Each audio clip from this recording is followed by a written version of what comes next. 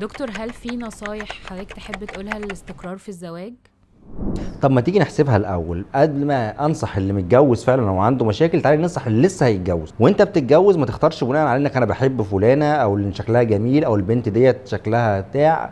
الكلام ده كله كلام فارغ. اختار اللي شبهك، اختار اللي تقدر تعيش معاها 30 40 سنه من غير ما تبقى متكلف، من غير ما تبقى متصنع، من غير ما تبقى حياتك مشدوده وان انت بتحسب كل تصرفاتك.